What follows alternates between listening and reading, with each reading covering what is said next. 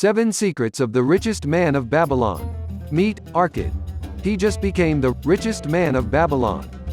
But the thing that's bothering the Babylonians is, how did the poor scribe, Arkad, become so rich? Curious Babylonians decided to ask Arkad the secret behind his success. Hey Arkad, we are tired of working so hard and still remain broke. Can you please teach us how to become rich? Seeing the plight of Babylonians, Arkad agreed. Fine, I will teach you 7 rules about how to get rich. Excited Babylonians shouted, Yes, yes, please teach us.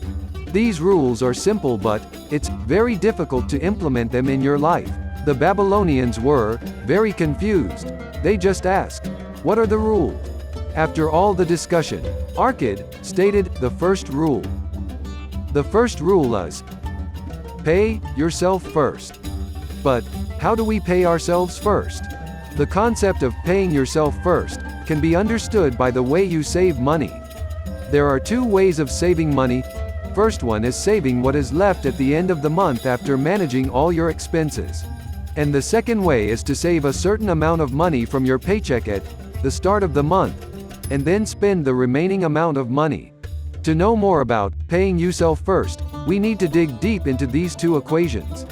So let's get started. According to the first equation, you receive your paycheck, you pay your bills, you spend on luxuries, and after managing all your expenses, the amount of money left with you is your saving, only if there's anything left.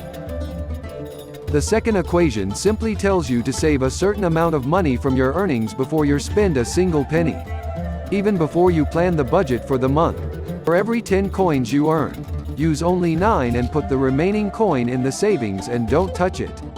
Pay yourself first. Whatever you do for a living, put 10 of your salary away into savings, and do not touch it. Arkad says you'll barely notice that it's gone, and over time, that savings account will grow, bringing satisfaction to the soul. Moving on to the second rule. The second rule is, keep your expenses low. The richest man of Babylon rightly points out that most people confuse necessary expenses with unnecessary ones. Regardless of your income, whether you earn 100,000 or 500,000, your desires will always increase to consume whatever money you have and buy extra materialistic things, which will spike up your expenses and ultimately drain your pockets. Third rule. The third rule is, make your money multiply. After mastering the art of spending, the next step is to learn to invest your savings, which will ultimately generate a new stream of income for you. This is where the concept of investing comes in. Instead of spending your money on things that lose value over a period of time, like cars, luxuries, or designer clothing, invest your money in things which grow in terms of value and will earn extra money, like stocks, property, or maybe a side hustle business. Through the power of compounding, your assets will provide a gentle stream of income, and by investing that income, will produce even more income. These are the incomes you don't need to actively work for. You'll make money while you sleep, vacation, or travel.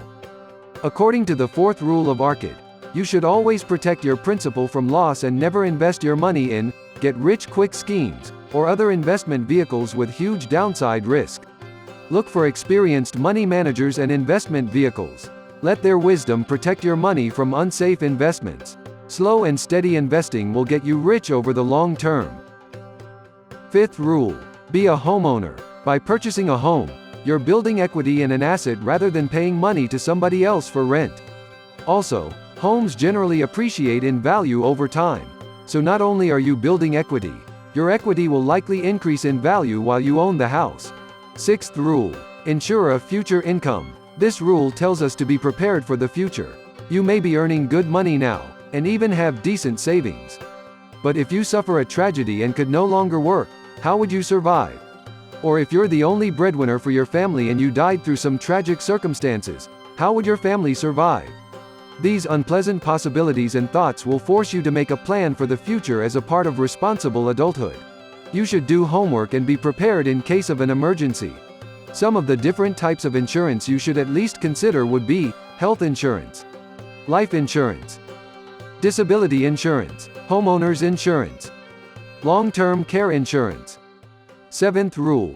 The seventh rule is, learn new skills to earn more money. It tells you to keep learning new skills and knowledge to become a better investor and earn more money. The more wisdom you have, the more you may earn. That man who seeks to learn more of his craft shall be richly rewarded. Turn your hobby into a business to make money on the side. The possibilities are endless.